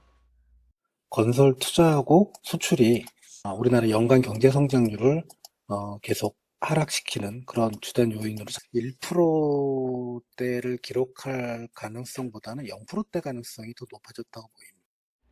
한은의 기존 전망치는 1.5%로 다음 달 29일 수정 경제 전망 발표에서 얼마나 내릴지 주목됩니다. YTN 이영훈입니다. 글로벌 투자은행 JP모건이 올해 우리나라 국내 총생산 GDP 성장률 전망치를 0.5%로 또 하향 조정했습니다. 지난 8일 0.9에서 0.7%로 내린 지 2주 만에 다시 0.2%포인트 내린 겁니다. JP모건은 건설 사이클 지연과 정치적 소란으로 내수 회복이 지연됐고 지난 2분기 동안 수출 성장이 실망스러웠다며 성장률 전망 하향 조정 배경을 설명했습니다. 또 2분기에는 기저 효과로 민간 소비와 서비스 부문에 기술적 반등이 있을 테지만 상호 관세를 앞두고 수출은 지속해서 감소할 것으로 전망했습니다. 국제통화기금 IMF가 최근 올해 한국 성장률 전망을 절반으로 크게 낮춘 데는 미국 관세 부과와 국내 정치 혼란의 영향이 종합적으로 고려됐다는 IMF 측의 공식 설명이 나왔습니다. 라훌 아난드 IMF 한국 미션 단장은 한국 성장률 전망 수정과 관련한 기자단 질문에 관세 조치 영향뿐 아니라 지난해 말 이후 한국 정치 상황 변화도 함께 고려한 것이라고 말했습니다. IMF는 지난 22일 발표한 세계 경제 전망에서 한국의 올해 실질 국내 총생산 성장률 전망치를 종전 2%에서 1%로 하향 조정했는데 이는 국내외 주요 기관의 전망치 중 가장 낮은 수준입니다. SK하이닉스가 주력 제품인 고대역폭 메모리 HBM에 힘입어 1분기 깜짝 실적을 거뒀습니다. 25% 자동차 관세 부과로 부담이 큰 현대차도 1분기에는 선방했는데 다가오는 2분기 전망이 밝지만은 않습니다. 황혜경 기자가 보도합니다. SK하이닉스가 1분기 어닝 서프라이즈를 기록했습니다. 매출 17조 6천억 원, 영업이익 7조 4천억 원으로 시장 전망치를 크게 웃돌았습니다. 영업이익률이 42%, 반도체 계절적 비수기로 꼽히는 1분기 기준 역대 최대 실적을 달성했습니다. 삼성전자의 전사이익 6조 6천억 원을 훌쩍 뛰어넘는 수치입니다. SK하이닉스는 호실적의 배경으로 인공지능 개발 경쟁과 재고 축적 수요가 맞물린 점을 꼽았습니다. 또 올해도 HBM 수요가 높아 전년 대비 2배가량 성장할 것으로 내다봤지만 하반기로 갈수록 미국 관세 정책 등으로 인해 변동성은 커질 것으로 전망했습니다. 현재로서는 정확한 영향을 산출하기에는 제약이 있습니다. 향후 관세가 발효되는 시점에 고객과 협의해서 고객 공급 안정성을 최대한 유지할 수 있도록 대응할 생각입니다. 현대차도 선방했습니다. 하이브리드 차량 호조세와 우호적 환율 등에 힘입어 매출 44조, 영업이익 3조 6천억 원을 기록했습니다. 다만 지난달 12일 시작된 25% 관세 여파가 본격 반영되는 2분기부터는 이 같은 흐름을 장담할 수 없습니다. 아시다시피 관세는 완성차뿐만 아니라 부품, 철강 및 알루미늄 등 포괄적으로 부과될 예정이기 때문에 서플라이 체인 전 영역에서 종합적인 대응이 필요한 상황입니다. 지금까지는 관세 발효 전 최대한 축적해둔 재고로 버티고 있지만 물량이 바닥나면 가격 인상 압박을 받을 수밖에 없는 상황. 뿐만 아니라 트럼프 대통령이 조만간 반도체와 스마트폰 등 첨단 기술 품목에도 관세를 예고하고 있어서 우리나라 대표 수출 종목들은 1분기 호실적에도 긴장감을 놓지 못하고 있습니다. YTN 황혜경입니다. 서울 미아동에 있는 마트에서 흉기 난동을 벌인 30대 남성이 구속됐습니다. 뒤늦게 피해자에게 죄송하다고 밝혔지만 구속을 피하지는 못했습니다. 사건 사고 소식 김태원 기자입니다. 검은 모자를 눌러쓰고 마스크를 착용한 남성이 경찰관들에게 붙들린 채 법원을 빠져나옵니다. 서울 미아동에 있는 마트에서 흉기 난동을 벌인 30대 남성 A씨입니다. 피해자분께 죄송하다고 말씀드렸습니다. 다시는 이런 일을 하지 않겠습니다. 범행 계획한 거예요? 계획 아닙니다. 법원은 달아날 우려가 있다며 A씨에 대한 구속영장을 발부했습니다. A씨는 지난 22일 미아역 인근 마트에서 흉기를 휘둘러 60대 여성을 살해하고 40대 여성을 다치게 한 혐의를 받습니다. A씨는 마트 안에서 술을 마신 뒤 진열대에 있던 흉기의 포장지를 뜯어 일면식도 없는 피해자들을 공격한 것으로 조사됐습니다. 경기 김포에 있는 프라이팬 코팅 공장에서 불이 나 관계자 3명이 각각 크고 작은 부상을 입고 병원으로 옮겨졌습니다. 소방당국은 한때 담당 소방서 인력과 장비 전체를 동원하는 대응 1단계를 발령한 끝에 30분 만에 큰 불길을 잡았습니다. 이보다 앞서 경기 의정부에서는 승용차가 상가 건물 지하주차장 외벽을 들이받았습니다. 차량을 몰던 30대 남성이 숨졌고 함께 탔던 30대 여성도 무릎을 크게 다쳐 병원으로 옮겨졌습니다. 경찰은 사고 차량이 다른 건물 지하주차장에서 나와 도로를 가로질러 건너편 건물 지하로 진입했다며 블랙박스 등을 토대로 경위를 조사하고 있습니다. YTN 김태원입니다. 경기도 용인에서 사업 실패를 이유로 자신의 일가족을 살해한 혐의를 받는 50대 남성이 구속 상태로 검찰에 넘겨졌습니다. 남성은 계획 범죄를 인정하느냐는 취재진의 질문에 고개를 끄덕였습니다. 윤태인 기자입니다. 검은색 옷을 입고 마스크를 쓴 남성이 경찰관 손에 이끌려 경찰서 밖으로 나옵니다. 자신의 일가족을 살해한 혐의로 체포된 50대 남성 A씨가 구속 상태로 검찰에 송치됐습니다. A씨는 계획범죄를 인정하는지 등 취재진의 질문에 고개를 끄덕였습니다. 계획범죄 인정하나요? 피해자들에게 미안하지 않나요? 범행 인정하세요? A씨는 지난 14일 경기 용인시 수지구 아파트에서 80대 부모와 50대 아내 등 일가족 5명을 살해한 혐의를 받습니다. 경찰 조사에서 A씨는 아파트 분양 사업 실패로 생긴 채무를 가족이 떠안게 할 수 없어 범행을 저질렀다고 진술한 것으로 알려졌습니다. 경찰은 A씨의 심리 상태 등을 분석해 정확한 범행 동기를 파악하기 위해서 프로파일러 면담을 진행했는데 여기서도 막대한 빚과 민형사 소송으로 극한 상황에 몰리면서 가족들이 비난받고 경제적으로 어렵게 되느니 함께 죽는 게 낫다고 생각한 것으로 조사됐습니다. 또 가족을 살해한 뒤 혼자 다른 지역으로 이동하는 등 계획범죄 정황이 포착되기도 했습니다.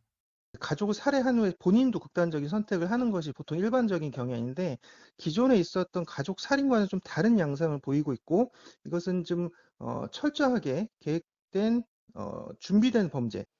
경찰은 A씨에 대한 반사회적 인격장애, 사이코패스 검사 여부도 검토했지만 이 같은 성향이 관찰되지 않아 관련 검사는 실시하지 않았다고 밝혔습니다.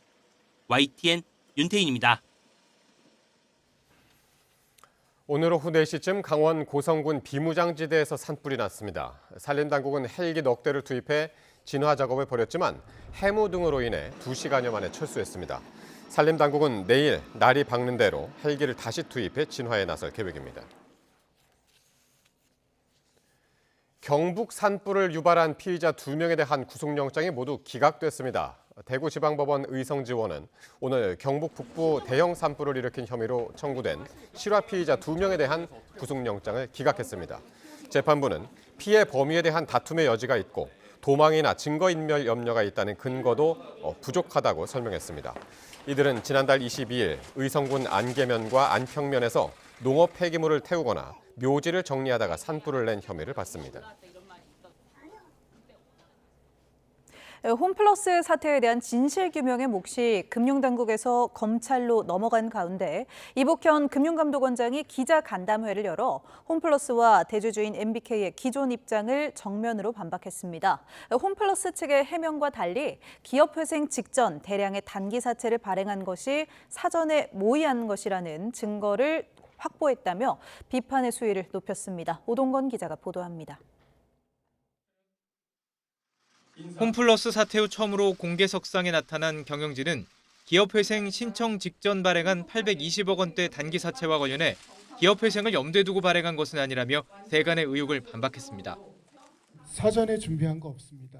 저희가 긴급히 검토하고 그 연휴 기간 중에 의사결정을 해서 신청한 겁니다.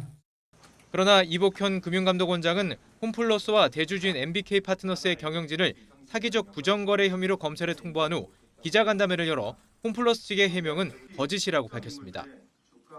방대한 자료 분석 등을 통해 조사한 결과 사전에 신용등급 하락을 인지한 점과 상당 기간 전부터 기업회생 신청을 계획한 점에 대한 구체적인 증거를 확보하여 검찰에 이첩하였습니다.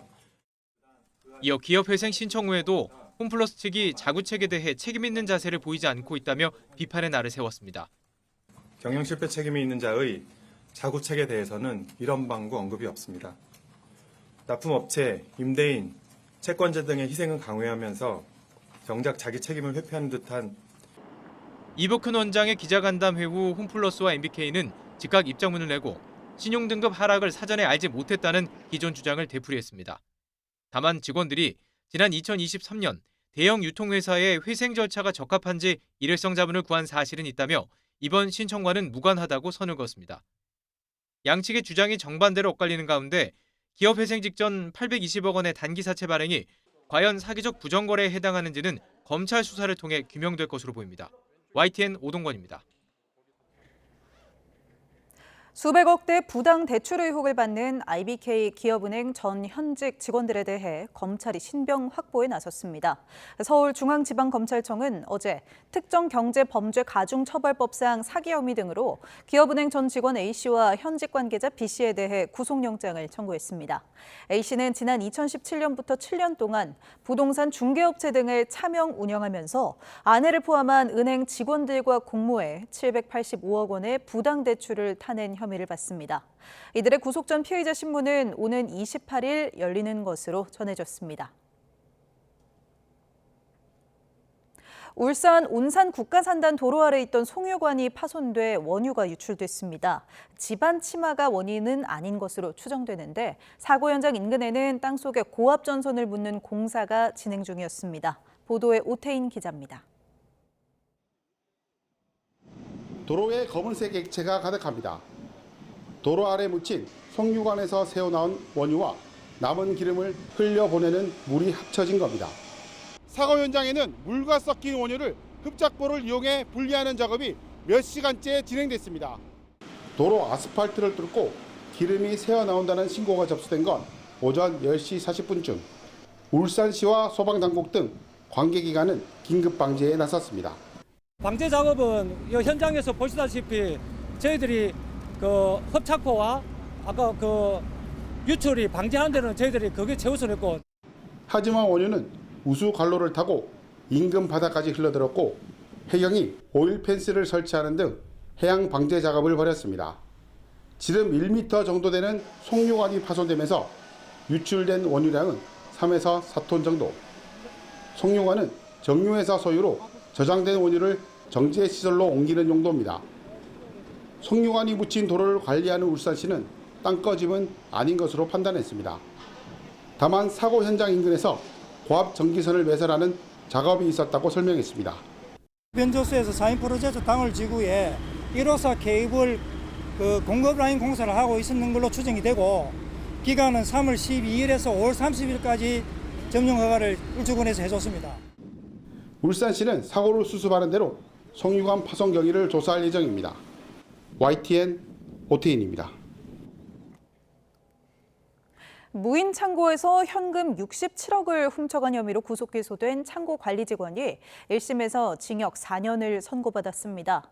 재판부는 치밀한 사전 준비를 거쳐 범행을 저질렀다고 설명했습니다. 정현우 기자의 보도입니다. 지난해 9월 서울 송파구에 있는 한 무인 창고에서 현금 68억 원이 사라졌다는 신고가 들어왔습니다. 붙잡힌 범인은 창고업체 중간관리자 40대 A씨로 1억 원만 남기고 돈을 훔쳐갔던 것으로 조사됐습니다. 훔친 돈 어디에 쓰시려고 했습니까? 가족까지 동원됐는데 또 다른 공범 있나요? 구속돼 재판에 넘겨진 A씨는 절도 혐의는 인정하면서도 자신은 42억 원만 훔쳤다고 주장했습니다. 반면 검찰은 훔친 현금은 67억 원이라며 나머지 돈은 다른 곳에 은닉한 것으로 추정된다고 반박했습니다. 그러면서 A씨가 단기간에 징역만 살고 나온 뒤 숨겨둔 현금을 되찾아선 안 된다며 징역 8년을 구형했습니다. 일단 1심 재판부는 검찰이 제출한 증거만으론 A씨가 훔쳤다고 인정하는 42억 원을 넘어선 67억 원이 창고에 있었다는 사실을 입증하기 어렵다고 판단했습니다. 다만 A씨가 업무 수행을 빙자해 창고에 권한 없이 침입했고 치밀한 사전 준비를 거쳐 거액을 훔친 점은 비난 가능성이 크다며 징역 4년을 선고했습니다. 구형량의 절반에 그친 형량을 받아든 검찰은 항소를 검토할 것으로 보입니다. 1심 재판부가 인정하지 않은 피해 금액 20억 원의 행방이나 현금의 출처 등에 대해선 경찰이 수사를 이어가고 있는데 대부업자로 알려진 피해자가 아직 해외에서 돌아오지 않고 있어 수사에 어려움이 있는 것으로 파악됐습니다. YTN 정현우입니다.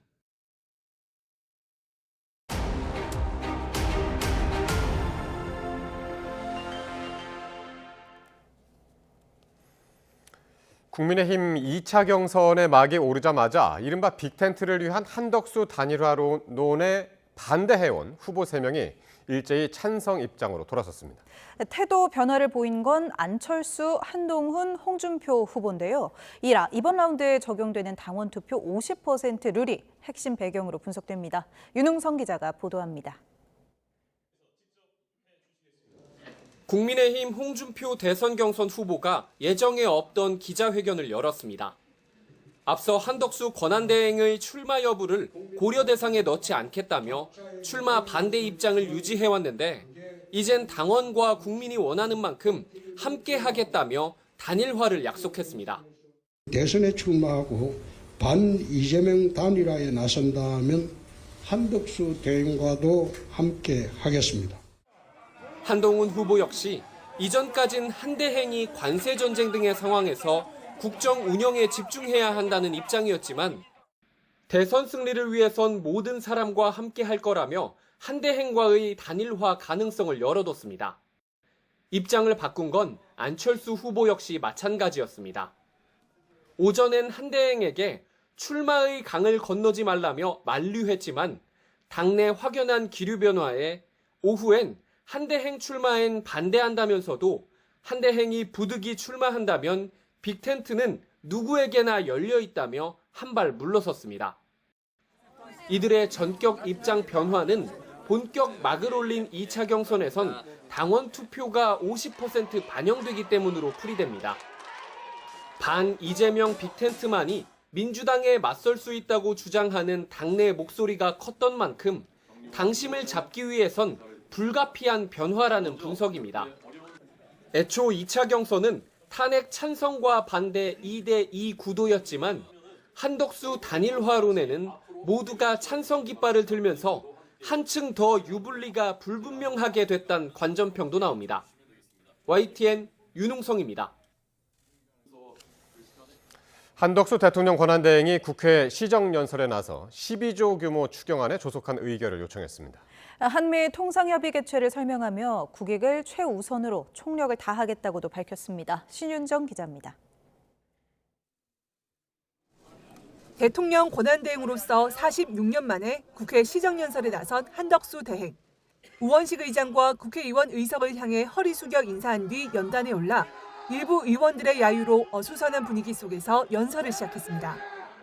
저는 정부가 편성한 2025년도 제1회 추가 경정 예산안을 국민과 국회에 설명드리고 한대행은 먼저 우리나라가 대내외적으로 중대한 도전에 직면하고 있다며 위기 대응을 위해서는 정책의 타이밍이 중요하다고 밝혔습니다.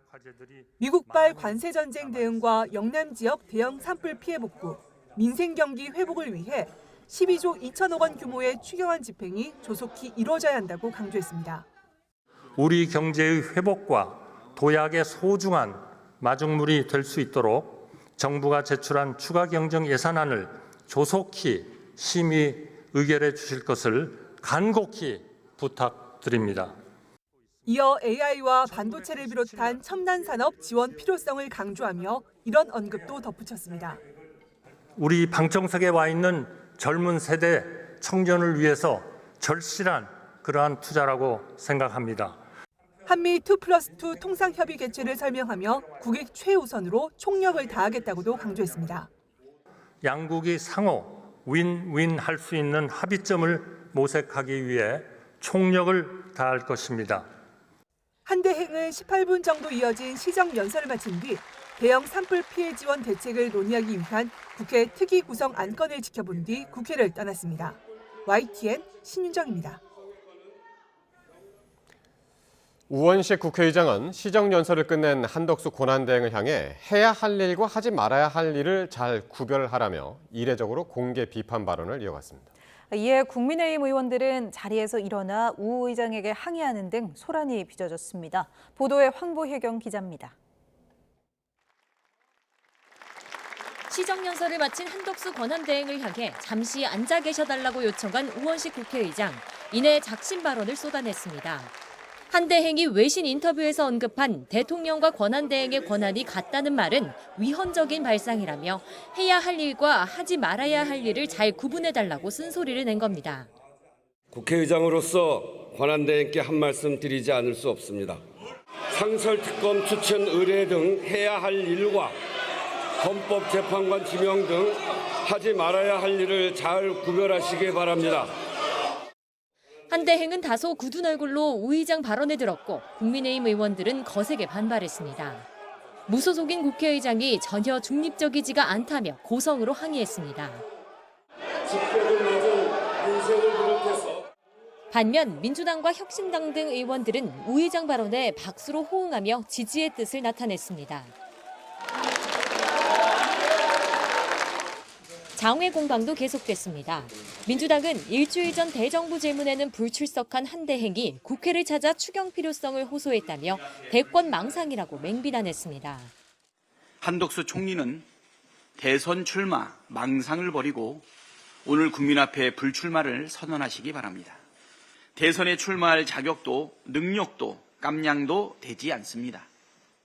국민의힘 지도부는 한 대행 출마설엔 거듭 말을 아끼면서도 민주당이 이제라도 초당적 협력에 나서야 한다고 촉구했습니다. 민주당에도 촉구합니다. 입만 열면 추경 외쳐왔으니 이제는 그 말에 책임을 져야 합니다. 탄핵 중독증도 중단해야 합니다. 시정연설과 추경 등을 놓고 갈등이 격해지는 건 조기 대선 국면에서 한덕수 대행의 출마설이 좀처럼 수그러들지 않기 때문으로 분석됩니다. 이 같은 대치가 추경 심사에도 영향을 미치진 않을지 우려도 나옵니다. YTN 황보혜경입니다. 더불어민주당이 정부의 제의 요구, 즉 거부권 행사로 폐기된 내란 특검법과 김건희 여사, 명태균 씨를 둘러싼 의혹을 겨눈 통합특검법을 이번 주 발의하기로 했습니다. 박찬대 원내대표는 정책조정회의에서 내란 기록은 봉인될 처지에 놓였고 비상계엄의 도화선이 된 김건희 여사, 명태균 게이트 수사는 지지부진하다며 특검은 필수 불가결한 조치라고 지적했습니다. 이어 더 강력한 내란 특검으로 내란 잔당을 소탕하고 더 세진 김 여사 특검법으로 무너진 정의와 상식을 바로 세우겠다고 강조했습니다. 국회에서 12.3 비상계엄 해제 요구안이 가결된 후에도 계엄사령부 내에서 육군 이신속 대응 사단에 대한 출동 준비 논의가 있었다는 증언이 나왔습니다. 비상계엄 당시 합참계엄과장이었던 권영환 육군 대령은 오늘 중앙지역 군사법원에서 열린 전 계엄사령관 박안수 육군 참모총장과 이진우 전 수도방위사령관, 문상호 전 국군정보사령관 등에 대한 내란 혐의 공판에 증인으로 출석해 이같이 말했습니다.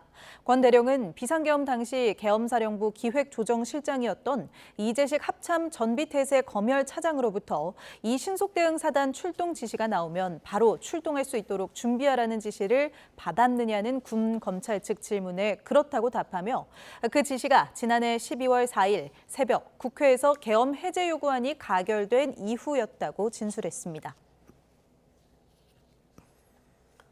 문재인 전 대통령의 뇌물수수 혐의를 수사하던 검찰이 오늘 문 전 대통령을 불구속 기소했습니다. 검찰은 직무 관련성을 토대로 문재인 전 대통령과 이상직 전 의원에게 뇌물 혐의를 적용했는데 향후 재판 과정에서는 이를 둘러싼 치열한 공방이 예상됩니다. 이경국 기자입니다. 검찰은 가족보다는 문재인 전 대통령 본인의 뇌물 혐의에 집중했습니다. 서울중앙지법에 기소한 것도 이번 사건이 청와대를 중심으로 벌어졌다고 보았기 때문입니다. 검찰은 문 전 대통령과 이상직 전 의원을 기소하며 법원에 조현옥 전 청와대 인사수석 사건과의 병합을 요청했습니다. 조 전 수석은 이 전 의원의 중진공 이사장 임명을 돕도록 지시한 혐의로 먼저 기소돼 중앙지법에서 재판을 받고 있습니다. 향후 진행될 문 전 대통령 재판에서는 치열한 법리 공방이 불가피해 보입니다. 검찰은 문 전 대통령과 이 전 의원 사이 직무 관련성을 고리로 뇌물 혐의를 적용했습니다. 현직 대통령이었던 만큼 정치인이자 이스타항공 창업주인 이 전 의원에게 공천 등 정치적 이익은 물론 경제적 이익도 줄 수 있는 상황이었다는 겁니다. 검찰은 이를 뒷받침하고자 박근혜, 이명박 전 대통령에 대한 판결까지 제시했는데 직무와 밀접한 행위와 관련해 대통령에게 금품을 주면 바로 뇌물죄가 성립하고 국회의원 공천도 대통령 직무와 밀접한 관계가 있는 행위라는 내용입니다. 하지만 당장 문 전 대통령 측이 직무 관련성에 대한 검찰 판단에 문제를 제기할 수 있고 개입 정황이 불분명하다는 점을 토대로 반박에 나설 가능성이 큽니다. 문 전 대통령과 딸 다혜 씨 그리고 전 사위를 뇌물 혐의 공범으로 볼 수 있을지도 법적 쟁점이 될 전망입니다. 이와 함께 청와대 소속 공무원들의 범행 관여 여부 등 기본적인 사실관계를 두고도 양측의 충돌이 예상됩니다. YTN 이경국입니다. 이상직 전 의원을 중소벤처기업진흥공단 이사장으로 임명하라고 지시한 혐의를 받는 조현옥 전 청와대 인사수석의 재판이 내일 열립니다. 서울중앙지방법원은 내일 직권남용 권리행사 방해 혐의를 받는 조 전 수석에 대한 2차 공판기일을 진행합니다. 이날 재판에서 검찰은 조 전 수석 사건과 오늘 기소된 문재인 전 대통령 뇌물 혐의 사건을 병합해달라고 요청할 전망입니다. 프란치스코 교황 선종 뒤 국내에서 가장 큰 규모의 추모 미사가 서울 명동성당에서 거행됐습니다. 신자들은 교황이 남긴 사랑과 평화, 자비의 가치를 기억하겠다고 다짐했습니다. 송재인 기자입니다. 평일 이른 아침부터 저마다 검은 옷을 챙겨 입고 서울 명동성당에 모인 신자들. 프란치스코 교황 추모 미사가 시작되기 1시간도 더 전부터 길게 줄을 서서 행렬을 이뤘습니다. 시대의 큰 어른을 잃은 슬픔을 달랠 길이 없어 이곳에 왔다고 눈시울을 붉히며 교황이 남긴 가치를 오래도록 기억하겠다고 다짐했습니다. 너무 많은 분들이 오셔가지고 저희 깜짝 놀랐습니다. 이렇게 훌륭하신 분을 만나 뵐 수 있었다는 게 너무 감사드리고요.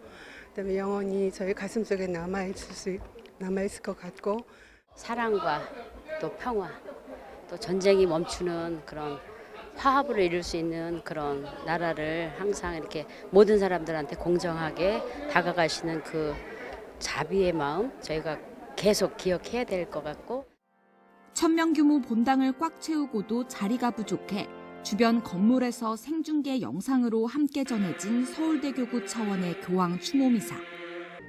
정순택 대주교는 직접 삶으로 복음의 가치를 실천한 교황을 회고하면서 난민과 이주민 등 사회적 약자를 돌보는 데 힘쓸 것을 가르쳐줬다고 강조했습니다. 특히 한국에 남긴 메시지를 되짚으며 우리 역시 그 가르침이 살아 숨쉬게 해야 한다고 당부했습니다. 무엇보다도 한반도의 평화와 화해를 위해 끊임없이 관심을 기울이시고 기도하시며 우리 모두가 평화의 길을 걸어가도록 거듭 당부하셨습니다. 교황의 영원한 안식을 기원하는 추모의 발길은 분향소가 마련된 전국 곳곳 성당에서 모레까지 계속 이어질 것으로 보입니다. YTN 송재인입니다. 현재 바티칸에 모인 추기경들 가운데 누가 차기 교황이 될 것인가에도 관심이 쏠리고 있습니다. 유력한 후보 중 한 명으로 꼽히는 유흥식 추기경은 아시아인 교황 가능성을 묻는 질문에 하느님에겐 동양과 서양이 따로 없다고 답했습니다. 신웅진 기자의 보도입니다. 교황의 장례를 치르기 위해 각국의 추기경들이 바티칸에 모였습니다. 이들은 곧 차기 교황을 선출하는 회의인 콘클라베의 구성원이자 후보이기 때문에 언론이 주목하고 있습니다. 유력한 12명 중 한 명인 한국의 유흥식 추기경도 그 대상입니다. Senta, secondo lei un papa dell'Oriente? Io nel Signore non c'è Occidente e Oriente, quindi io vengo dalla Corea, ma io che vediamo cosa dice lo Spirito Santo. 유흥식 추기경은 누구에게 투표할지 정하지 못했다면서 콘클라베가 곧 결론을 내릴 것으로 전망했습니다. Sarà un conclave lungo secondo lei? Io penso che non sarà lungo. 프란치스코 교황에 대해서는 세상을 떠나기 전날까지 모든 것을 바치고 평화로운 혁명을 이뤘다며 존경과 애도를 표했습니다. Pacifico, vero. Perché lui era proprio ha vissuto il Vangelo puro come San Francesco d'Assisi. In questo senso io da imitare da parte nostra. 다른 추기경들에게도 다음 교황에 대한 질문이 쏟아지고 있지만 모두 말을 아끼고 있습니다. What do you expect from the next pope? I don't know.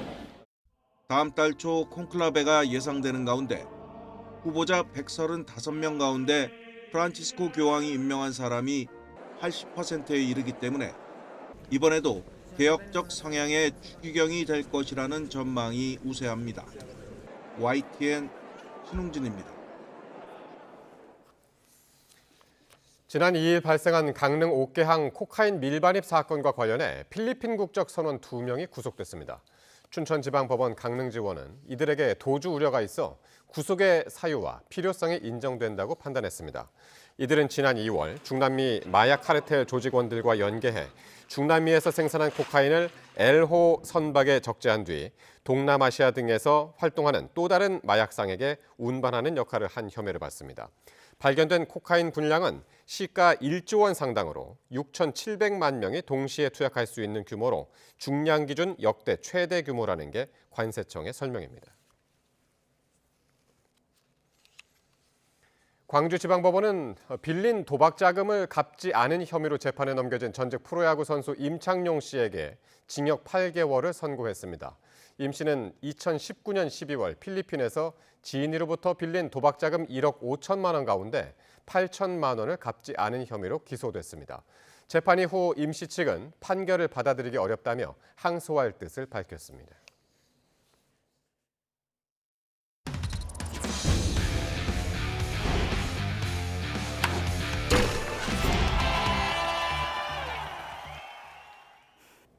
선발 8연승의 고공행진을 벌이던 한화가 롯데의 발목을 잡히며 연승 행진이 중단됐습니다. 선두 LG는 시즌 처음으로 루징 시리즈를 기록했습니다. 프로야구 소식 양시창 기자입니다.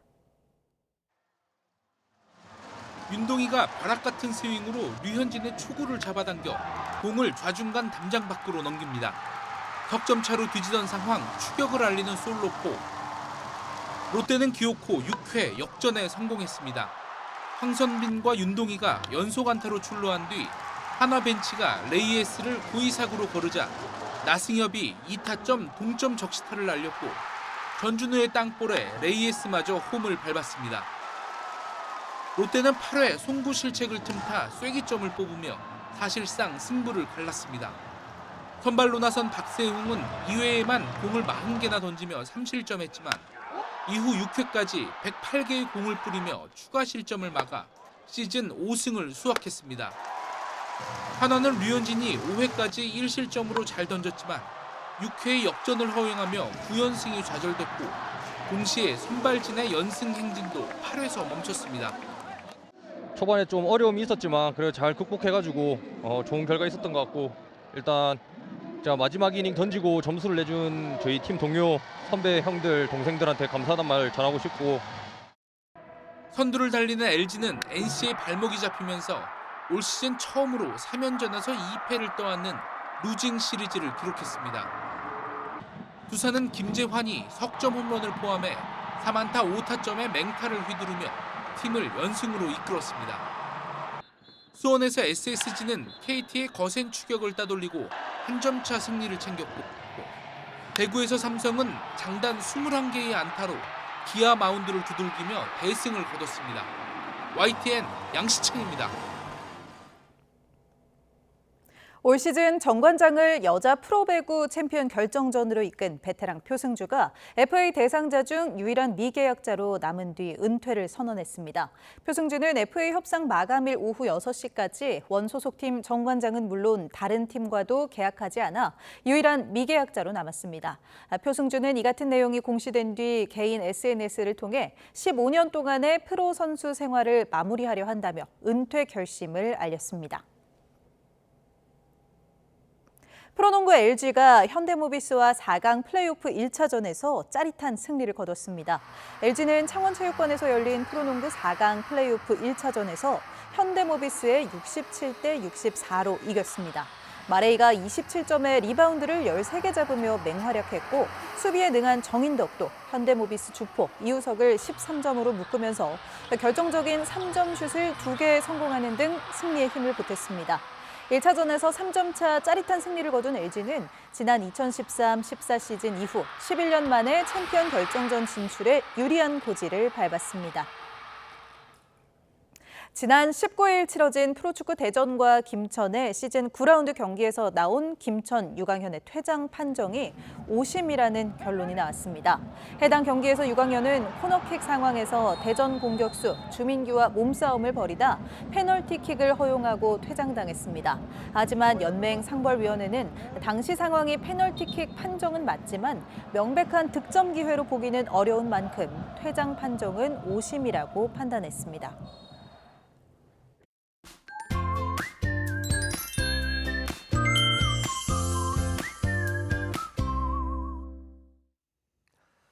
오늘도 봄 기운이 가득한 하루였습니다. 맑은 하늘이 함께하는 가운데 따스한 봄볕에 기온도 크게 올랐는데요.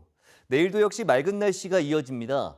다만 서울 아침 기온이 7도로 오늘보다 또 예년보다 낮아지며 쌀쌀해지겠고 일부 내륙에는 서리가, 강원 산간에는 얼음이 관측되는 곳이 있겠습니다. 낮 기온은 18도로 온화함이 감돌겠지만 일교차가 10도 안팎 크게 벌어지겠습니다. 또 전국적으로 바람이 강하게 부는 가운데 동쪽 지역을 중심으로 건조함이 더욱 심해지겠습니다. 시설물 관리와 화재 예방에 각별히 신경 써주시기 바랍니다. 한편 중부지방에는 황사의 영향으로 오전 한때 공기가 탁해지는 곳이 있겠습니다. 내일 아침 기온은 서울이 7도, 대전 6도, 대구 9도로 예년보다 1, 2도가량 낮겠습니다. 낮 기온은 서울이 18도, 광주 20도, 부산 19도로 예년과 비슷하거나 조금 낮겠습니다. 주말과 휴일 기온이 오름세를 보이겠지만 휴일 오전부터 점차 구름량이 늘겠고 제주도에는 밤에 비가 내릴 전망입니다. 날씨 정보였습니다. 이상으로 뉴스나이트 마칩니다. 저희는 내일 밤 다시 찾아뵙겠습니다. 시청해주신 여러분 고맙습니다.